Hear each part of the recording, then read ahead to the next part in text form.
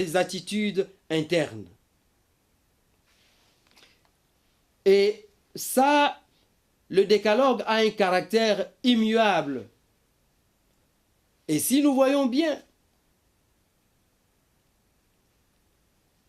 ces lois sont écrites sur des tables de pierre ou du témoignage. Et nous trouvons cela dans Exode 24, verset 12 et verset 31. Nous le trouvons aussi dans Deutéronome chapitre 9 au verset 9. Les lois qui se trouvent dans le décalogue ont été écrites du doigt de Dieu. Ça, c'est Exode 31, 18 qui le dit. Et si nous voyons ces lois dans l'Ancien Testament étaient placées dans l'arche de l'Alliance, appelée aussi arche du témoignage. Par contre, si nous voyons les lois de la composante, des autres composantes, toutes les autres lois étaient écrites par Moïse sur des rouleaux confiés aux Lévites. Et ces lois n'étaient pas placées dans l'arche de l'Alliance, mais elles étaient placées plutôt ailleurs. Les chrétiens ne plus sous la loi dans ce sens. Nous ne sommes plus obligés de nous conformer à la loi civile de l'Ancien Testament. Nous ne sommes plus obligés de nous approcher de Dieu en utilisant des rites de l'Ancien Testament parce que Jésus est notre souverain sacrificateur. Il a accompli cela à notre place. Par contre, ce ne sont plus nos œuvres qui nous ouvrent la porte de Dieu et nous ne pouvons pas servir Dieu par notre force. Jésus a rempli les exigences de Dieu. Voilà pourquoi Galates 2, verset 16 déclare ceci. Néanmoins, sachant que ce n'est pas par les œuvres de la loi que l'homme est justifié, mais par la foi en Jésus-Christ, nous aussi, nous avons cru en Jésus-Christ afin d'être justifiés par la loi, par la foi en Christ et non par les œuvres de la loi, parce que nulle chair ne sera justifiée par les œuvres de la loi. Le Saint-Esprit ainsi remplit cela dans nos vies, car il nous montre ce que Dieu veut de nous. Et Jésus a souligné le caractère immuable et éternel du décalogue. Il dit ceci, « Ne pensez pas que je sois venu abolir la loi ou les prophètes. Je suis venu non pour abolir, mais pour accomplir. » C'est dire que le décalogue n'avait pas été aboli. En vérité, je vous le dis, jusqu'à ce que le ciel et la terre passent, pas un seul iota, pas un seul trait de lettre de la loi ne passera, jusqu'à ce que tout soit arrivé. Celui donc qui violera l'un de ces plus petits commandements et qui enseignera aux hommes à faire de même sera appelé le plus petit dans le royaume des cieux. Mais celui qui les mettra en pratique et les enseignera, celui-là sera appelé grand dans le royaume des cieux. Dites Amen. Bien-aimés, voilà pourquoi le Seigneur Jésus-Christ a résumé les 10 commandements de Dieu en 2 commandements tirés de l'Ancien Testament. Tu aimeras le Seigneur, ton Dieu, de tout ton cœur, de toute ton âme et de toute ta pensée. C'est le premier commandement et le plus grand commandement. Et voici le second qui lui est semblable. Tu aimeras ton prochain comme toi-même. C'est ce que le Seigneur déclare dans Matthieu 22, versets 37 à 39. C'est le Saint-Esprit donc qui nous aide. Et notre privilège, une fois nous sommes adoptés, nous allons être habités par l'Esprit de Dieu. L'Esprit d'adoption dont Galates 4, verset 6 parle. Et on reçoit aussi un nouveau nom, comme Hadassah qui est devenue Esther. Et nous voyons cela dans Ésaïe 62 à partir du verset 2. Voilà ce que la Bible déclare. Alors les nations verront ton salut et tout le roi ta gloire, et l'on t'appellera d'un nouveau nom que la bouche de l'Éternel déterminera. Donc, quand nous entrons dans la maison d'adoption, nous prenons un nouveau nom. On devient héritier. Gloire à Dieu, notre Église s'appelle les héritiers de la promesse. Donc, une fois vous acceptez Jésus-Christ comme votre Seigneur et Sauveur, vous entrez dans la maison d'adoption et là, vous devenez héritier, comme le déclare Matthieu 13 au verset 43 et Romains 8 au verset 17.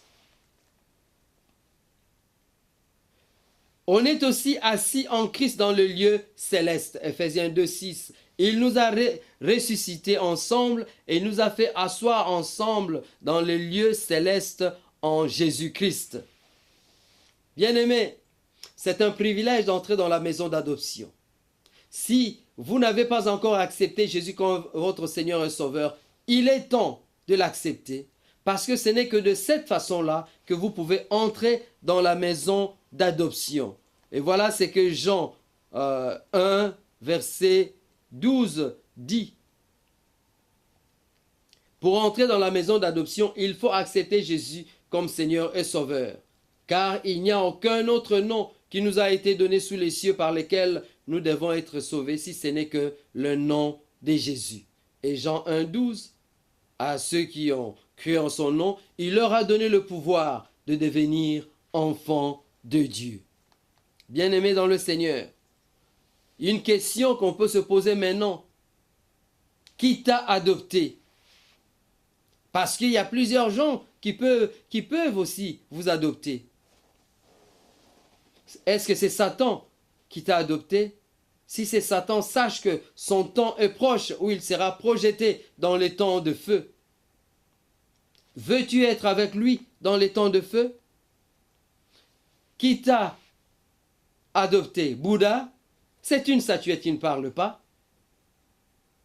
Qui t'a adopté? Le prophète de l'islam? Mais c'est un prophète qui ne connaît pas ce qu'on fera de lui et ce qu'on fera de ses adeptes. C'est lui-même qui l'a déclaré. Il a même déclaré que les disciples de Christ auront la supériorité sur tous ceux qui ne croient pas en Jésus-Christ. Alors, si ce prophète a déclaré cela, quelle est la voie que toi tu veux suivre?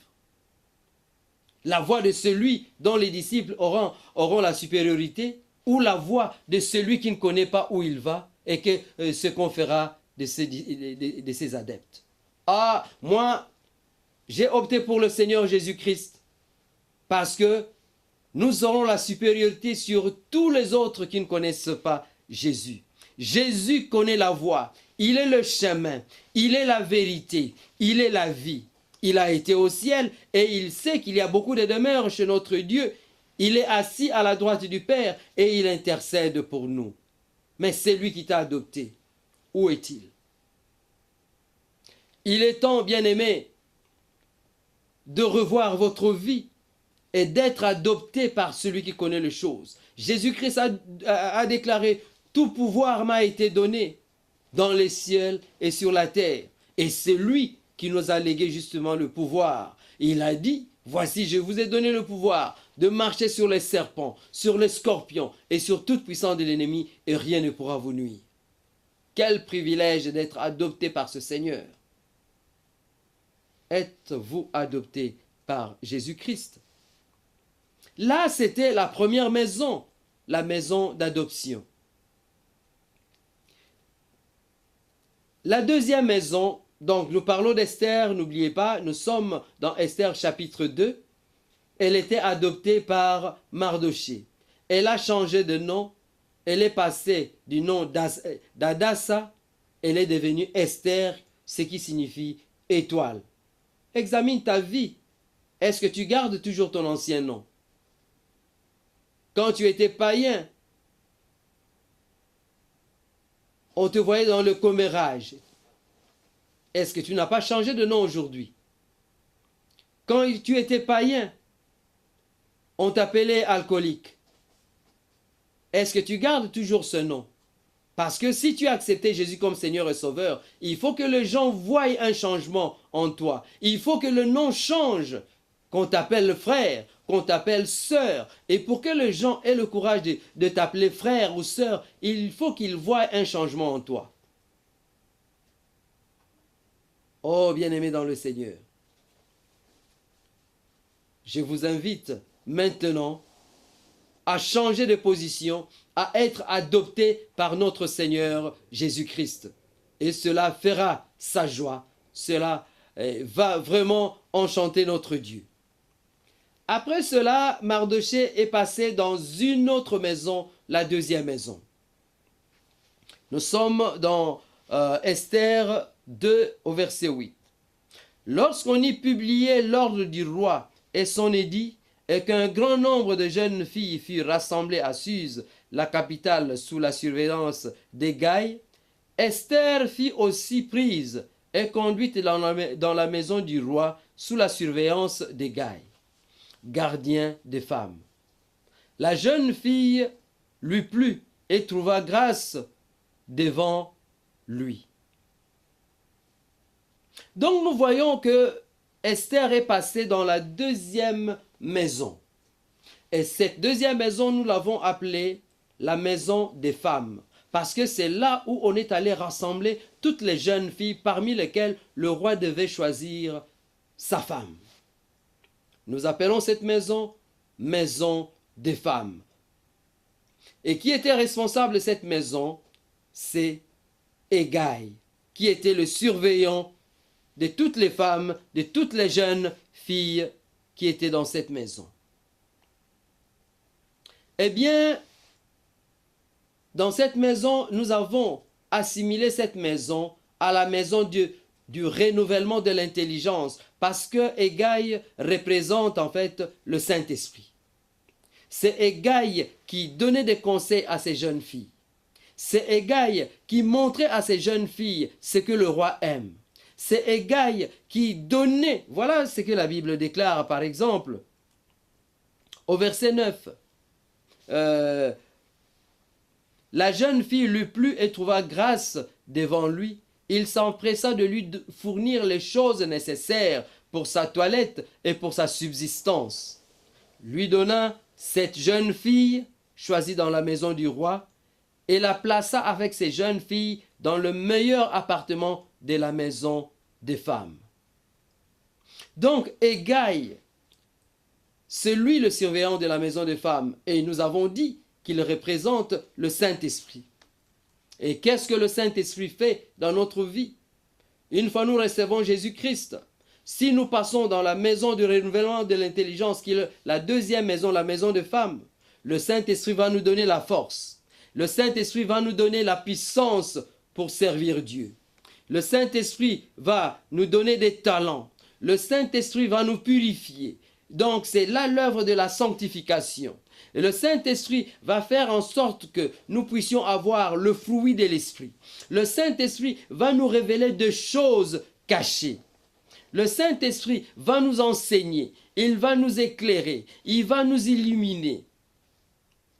Et là, dans cette maison, nous avons la formation. Parce que Esther avait eu sa formation pendant 12 mois dans la maison des femmes. Or, nous savons que 12, c'est un chiffre du gouvernement. Et nous voyons par exemple 12 tribus d'Israël, 12 apôtres de Jésus, 12 heures de la journée, 12 mois de l'année. Nous aussi, nous sommes préparés. Il faut que nous puissions nous préparer à la rencontre du roi. Nous sommes obligés de passer dans la deuxième maison, qui est la maison des femmes, qui est la maison d'Hégaï, qui est la maison du renouvellement de l'intelligence, afin que nous puissions changer notre façon de vivre, afin que nous puissions comprendre ce que Dieu aime. Quel est le travail d'Hégaï, le Saint-Esprit? Nous avons vu qu'il a remis 7 servantes à toutes ces jeunes filles. Et les 7 servantes, bien aimées, dans la Bible symbolisent les 7 esprits de Dieu que nous recevons une fois nous acceptons Christ comme Seigneur et Sauveur. Et ces 7 esprits de Dieu se trouvent dans Ésaïe 11 au verset 2. Voilà ce qu'il déclare. L'Esprit de l'Éternel reposera sur lui. L'Esprit de sagesse, l'Esprit de l'intelligence, l'Esprit de conseil et de force, esprit de connaissance et de crainte de l'Éternel. Nous avons donc l'esprit de l'Éternel, l'esprit de sagesse, l'esprit de l'intelligence, l'esprit de conseil, l'esprit de force, l'esprit de connaissance et l'esprit de crainte de l'Éternel. Et si nous lisons la Bible, nous verrons que ces 7 esprits peuvent être regroupés en 3 catégories, selon ce que révèle le livre de Révélation 4, Révélation 5. Dans Révélation 4, verset 5, « Du trône sortent des éclairs, des voix et des tonnerres. Devant le trône brûlent 7 lampes ardentes qui sont les 7 esprits de Dieu. » Donc là, nous voyons les 7 esprits de Dieu comme les 7 lampes qui sont mentionnées dans Révélation. Et dans Révélation 5, toujours au verset 5 et 6, nous voyons « Et l'un des vieillards me dit, ne pleure point. Voici le lion de la tribu de Juda, le rejeton de David, a vaincu pour ouvrir le livre et les 7 sceaux. Et je vis au milieu du trône et des 4 êtres vivants et au milieu de vieillards un agneau qui était là comme immolé. Il avait 7 cornes et 7 yeux qui sont les 7 esprits de Dieu envoyés par toute la terre. » Donc nous voyons que les 7 esprits de Dieu sont les 7 lampes, les 7 esprits de Dieu sont les 7 cornes, les 7 esprits de Dieu sont les 7 yeux qui sont dans le trône de Dieu. Et ainsi donc, il y a 3 catégories. Les 7 lampes, c'est l'illumination, c'est la révélation, c'est l'inspiration, c'est donc l'esprit de l'intelligence et de la sagesse. Parce que si vous êtes sage, si vous êtes intelligent, vous aurez une bonne vision, vous aurez une bonne inspiration, vous serez illuminé. Les 7 cornes, c'est la puissance et la défense, et c'est l'omnipotence de Dieu. Et cela se réfère à l'esprit de vaillance, cela se réfère à l'esprit de vaillance et de la crainte de Dieu. Et les 7 yeux, c'est l'omniscience de Dieu. C'est la vision, c'est la perception, c'est la plénitude et la perfection. Et là, nous avons l'esprit de la connaissance. Ainsi donc, nous voyons l'importance des gailles. Nous voyons l'importance de la deuxième maison, la maison d'adoption. Parce que là, nous apprenons et le Saint-Esprit nous aide. Oh ma sœur, mais toi tu vas à l'église avec une jupe très courte jusque-là. Tu vas exhiber tes pièces aux enfants de Dieu. Mais tu n'es pas encore dans la maison d'adoption. Tu n'es pas encore dans la maison des femmes. Tu es toujours dans la maison d'adoption. C'est pour cela d'ailleurs que nous voyons beaucoup d'abus parmi les enfants de Dieu. Parce qu'il y a beaucoup de gens qui ont accepté Jésus comme Seigneur et Sauveur, mais ils ne sont jamais passés dans la maison des femmes. Parce que s'ils étaient passés dans la maison des femmes, ils allaient apprendre le conseil des gailles sur ce que le Seigneur aime. Et là, ils allaient changer leur comportement. Le Saint-Esprit nous accorde ces 3 éléments dans notre vie. Les 7 lampes, les 7 cornes qui nous permettent de combattre les œuvres du malin. Les 7 cornes nous permettent de combattre toute situation mauvaise. Les 7 cornes nous donnent la force. Les 7 lampes nous aident à voir les choses cachées. Les 7 lampes nous donnent la révélation de Dieu. Bien-aimés dans le Seigneur, est-ce que vous êtes passés dans la maison des femmes? Et nous ne parlons pas seulement des membres, nous parlons même des serviteurs de Dieu. Il y a des gens qui servent l'Éternel notre Dieu. Il y a des gens qui servent notre Seigneur Jésus-Christ, mais qui sont encore dans la maison d'adoption. C'est pour cela que vous verrez beaucoup d'abus parmi les serviteurs de Dieu aujourd'hui. C'est parce qu'ils ne suivent pas les conseils du Saint-Esprit. Ils n'ont pas encore renouvelé leur intelligence. Et d'ailleurs, il y a un message que nous allons donner sur le renouvellement de l'intelligence. Parce que Si vous lisez Romains 12 au verset 1, vous verrez qu'on nous demande de renouveler notre intelligence. Et quand nous devons offrir nos corps comme un sacrifice vivant, dans l'Ancien Testament, un sacrifice, qu'est-ce qu'on offrait à Dieu? On offrait la tête, on offrait la graisse et on offrait les pattes. Mais vous allez suivre cet enseignement, sinon je vais m'égarer. Bien-aimés dans le Seigneur, Hégai a donné aussi autre chose à Esther. Il lui a donné l'huile de myrrhe et des aromates. Nous sommes toujours dans Esther 2 au verset 12. Chaque jeune fille allait à son tour vers le roi Assuérus, après avoir employé 12 mois à s'acquitter de ce qui était prescrit aux femmes. Pendant ce temps, elles prenaient soin de leur toilette, 6 mois avec de l'huile de myrrhe et 6 mois avec des aromates et des parfums en usage parmi les femmes. Cela est symbolique. Les aromates et les cosmétiques symbolisent les expériences de joie, les expériences, les aspects de la prière et de l'évangélisation. Parce que la Bible parle de coupes de parfum. Et ces coupes symbolisent les prières des saints.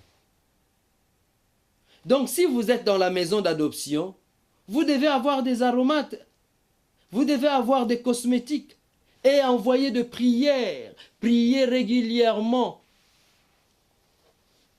Bien-aimés, est-ce que vous priez?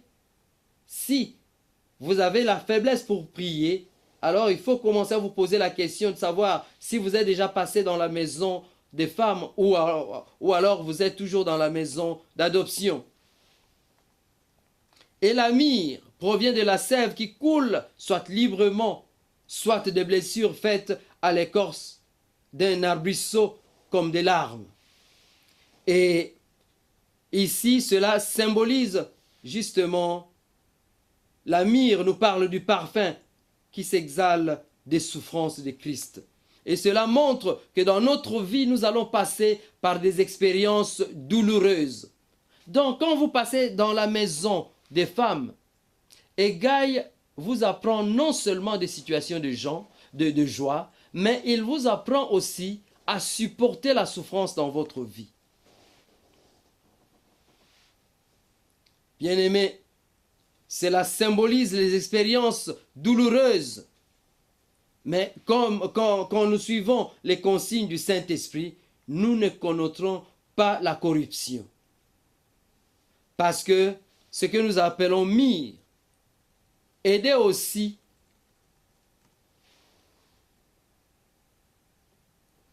dans la fabrication de ce que nous appelons aujourd'hui le produit qui servent à embaumer les gens. Donc, si nous suivons les conseils d'Hégai, bien que les souffrances viendront dans notre vie, mais nous aurons toujours la possibilité de pouvoir supporter. Cette maison, la deuxième maison, c'est la maison du renouvellement de l'intelligence. Nous avons la formation du caractère. Et nous verrons justement qu'il y a une différence entre Esther et les autres femmes. Parce que Esther a suivi les consignes d'Hégai, tandis que les autres femmes ne l'ont pas fait. C'est ce qui fait que quand Esther est allée dans la maison du roi, elle a gagné la confiance du roi. Bien-aimés, passez dans la deuxième maison, la maison de femmes. Dieu veut que vous soyez transformés. Dieu veut vous donner les 7 esprits. Dieu veut que vous soyez vainqueurs. Parce que notre Seigneur a dit que nous ne puissions pas craindre parce qu'il a vaincu le monde. Et celui qui est en nous est plus fort que celui qui est dans le monde. Et cela ne peut se réaliser que si vous passez dans la maison de femmes, qui est la deuxième maison dans laquelle Esther est passée. Nous bénissons le Seigneur bien-aimé pour cet enseignement. Nous allons nous arrêter ici parce que il y a une deuxième partie où nous allons parler de la troisième maison. Nous bénissons le Seigneur pour votre présence et nous savons que le Seigneur fera des grandes choses dans votre vie parce que comme nous venons de dire, si je peux me résumer maintenant, tout a commencé à une fête. Le roi a organisé une fête, sa femme a refusé de se présenter devant le roi. Et le roi a pris la décision qu'on cherche une femme. Une autre femme à la place de la reine Vachi. On a lancé une relance et parmi les filles qui se sont présentées, il y a eu cette fille juive, Hadassa, adoptée par Mardoché. Et cette jeune fille est entrée dans la maison d'adoption que nous avons considérée comme